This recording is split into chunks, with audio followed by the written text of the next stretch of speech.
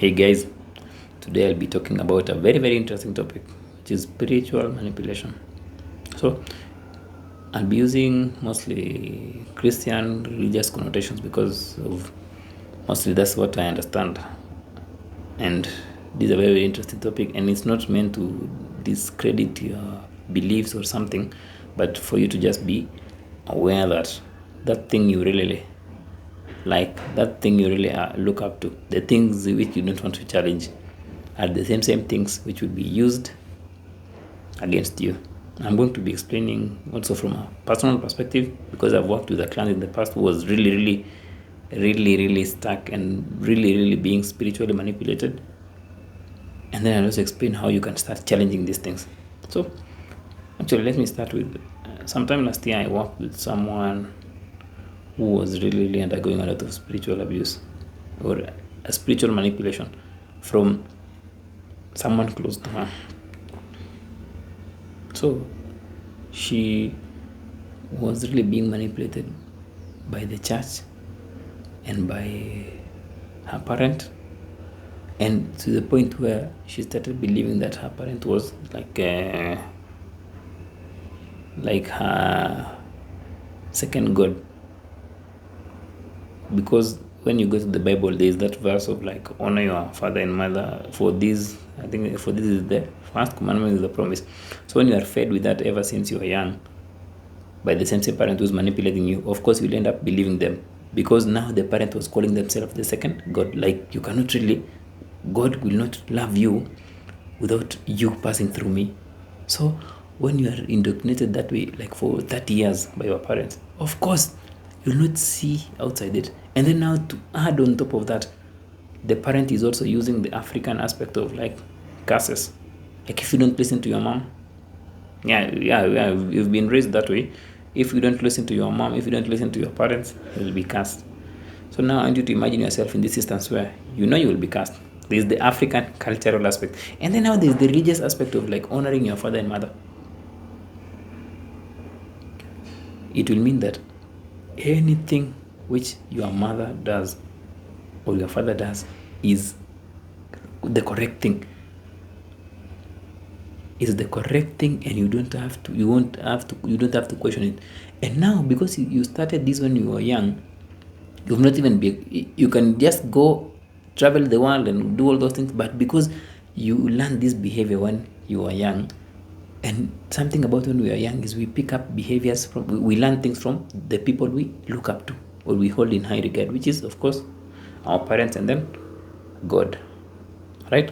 So when you've been indoctrinated like that from a very young age, you cannot see outside the box, because it becomes just, that's how it is.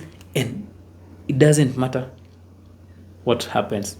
It doesn't matter if they beat you up, because that's what happens.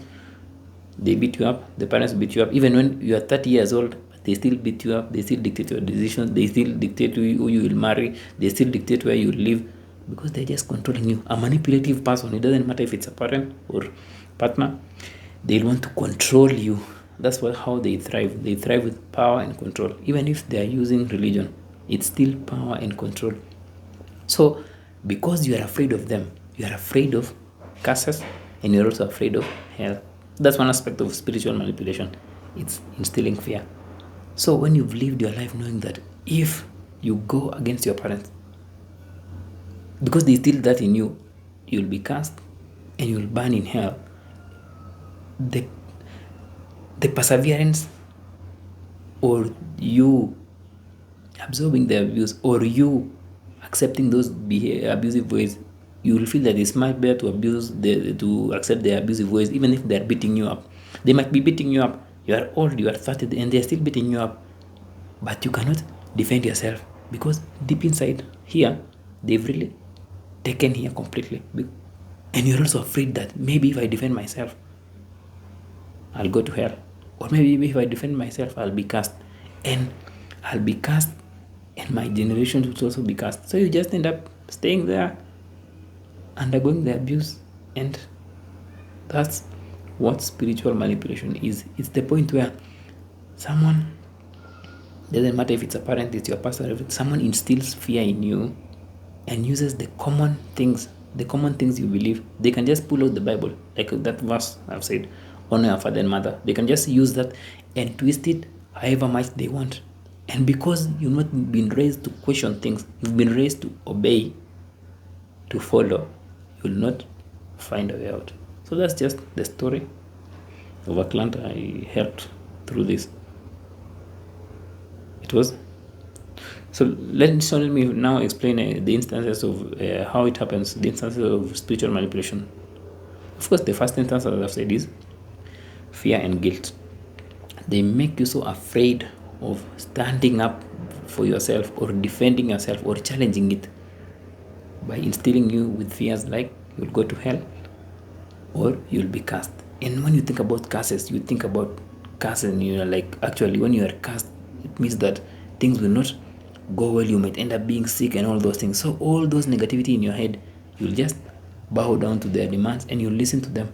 Even when you really see that actually this person is so hurtful and so vengeful and so jealous and all those things, but you'll not see that. You'll just see yourself as someone who will be cast if you go against them. So that's fear. They instill fear and then they use that fear to control you. The other aspect is isolation. Isolation here means that they will not really allow you to meet other people. They will not allow you to interact with other religions or even to interact with other Christians who have different perspectives. Because the moment you interact with other Christians or other followers or other believers is the moment you start opening up your mind or exposing yourself to the same people who follow the same religion as you but have different kind of thinking. Because have you ever asked yourself, why is it that there are some Christians who are in healthy relationships and there are also some Christians who are in abusive relationships? If you expose yourself so much to Christians who are in unhealthy relationships, you'll start getting hints or challenging it and saying that maybe there's something which my mom is telling me or my parents is telling me which is not right. Maybe they're manipulating, maybe they're using me. Hope that makes sense. I'll explain to you how you can start challenging these things. So they isolate you from other kind of churches. That's why they might tell you that something like, this is the right church. See how you're headed? This is the right church. So when you're indoctrinated that this is the right church or I'm the second God, you'll not even listen to someone else. You'll just be in that church, in that church, in that church. Because the moment you step out and go to another church, you'll start seeing that, actually, maybe my mom was lying to me. That's isolation. The other instance is, of course, prophecies and predictions. Your religious leader, your parents may use some form of prophetic, like they might say something like, I've listened to a message from God that this will happen if you do this, that if you do this, this will happen. And it always has this negative connotation, not positive things. Or sometimes they may have positive things, but it's coming from the aspect of them being in control again. They may say something like, if you come back home, you'll get a job. And then maybe because you've not gotten a job for the past 1 year, you'll feel like maybe my mom is talking the truth because, that's a prophetic message. And then they just use something and then you're like, oh yeah, it makes a lot of sense. So they may use this aspect of prophetic kind of language, or we can say like predicting something for you to feel that maybe actually they know something you don't. And then you end up coming back home and then listening to them more and more. Yeah. The other aspect is, of course, as I said, control of information. This is the right church, this is the right church, this is the right church. So it means that you are being fed from one pipe.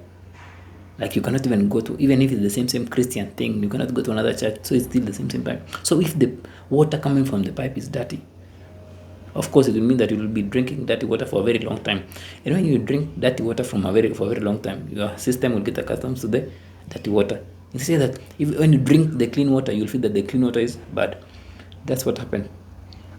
So when your information is controlled, or when you're not even challenged to read the Bible for yourself, it means that you are being manipulated to not see beyond what they are saying. It's all about power and control.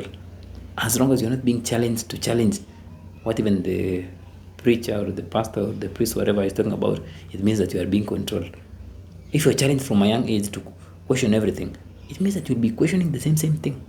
You are not being told to question. So spiritual manipulation has various aspects to it, but the main aspect is control of the main aspects are control of information, prophecies and predictions like this will happen if you don't do this, fear and guilt, and and then fear and guilt and then isolation. So all those things lumped up together, it will cause you to do things which you don't want to do, because manipulation is, let's go back to manipulation 1:1. Manipulation is you are being driven to do things which you don't want to do. You are being coerced to do things which you don't want to do. And what a better way to coerce you than brainwashing you, or than taking away your ability to think for yourself? Because the moment you take these things, spiritual things, the moment you take them as facts without questioning them, like this is not something to talk about, it means that your thinking has already been limited. And when your thinking is limited, it means that you will be thinking inside a box. So if the box is filled with dirty water, or if the box is filled with pain, you will always be in pain. Hope that makes sense. As long as your thinking has been limited to think inside a box, there is a high chance that you are being manipulated. And the better you break out of this is when now you will see maybe the God they are talking about is not really God, but it's just their own projection. So it's very, very dangerous. Spiritual manipulation, it can lead you to joining a cult, joining this and that, but that's how dangerous spiritual manipulation is. And no one is talking about it because you're afraid maybe lightning will strike you, maybe you'll be cast. But here's the thing, I want you to ask yourself this question. If you want to break free from this, the first thing you have to see is, it's not about, don't start challenging of course, if I tell you to challenge the religion as a whole, of course you'll not challenge it because you're afraid. You are not used to that. Start small. The first thing to start is, start within the same religion. If you are a Christian, if you are a Muslim, if you are anything, start by asking yourself a question like, why is it that some people in the same religion are in healthy relationships, and then you are in an unhealthy relationship? You've not stepped out of the box, you're still in the same box. But why is it that some people are in healthy relationship, then you are being abused? Why is it? Then it means that it's not really a religion thing, it is a you thing. You've just been manipulated and you lack a voice. Exactly. Just start with that. Why is it that you are in the same religion with your friend and they're not being abused, and then you are in, not really because you want to hate yourself, just to see that maybe there is something you're not looking at. Maybe you're not thinking for yourself. Slowly you'll start breaking out of that. Hope that makes sense. So challenge everything. When you challenge, you grow. When you don't challenge these things, you are getting stuck, and maybe you are stuck in hell. How will you know? Maybe you are stuck in hell. How will you know you are in hell without stepping out of hell? Of course, that's how it is. So challenge these things, guys. Challenge slowly, and then you start to realize that actually maybe you are in that box because you were just born in that box, or you were born and put in that box. But that's not who you are. Who you are is beyond that. And once you step outside the box, you'll start seeing things from a holistic perspective. But it doesn't matter. Your God would not want you to suffer or to be in tears. Your God is a loving God. Your God will not want you to live a life where you are waiting for something else outside there. Yet the person who's telling you to wait is using you in this world. No. Your God would not want you to suffer. Your God would want you to live a life, to explore these things, because all these things have been created. So think outside the box. And if you are really stuck, try to visit different churches, and just to break out of the monotony, just visit different churches. Don't get stuck, and then probably you'll start realizing that actually maybe no one knows about these things. Hope that makes sense, guys. It's challenging, but you have to get out of that box for you to really live. Until next time, have a nice day.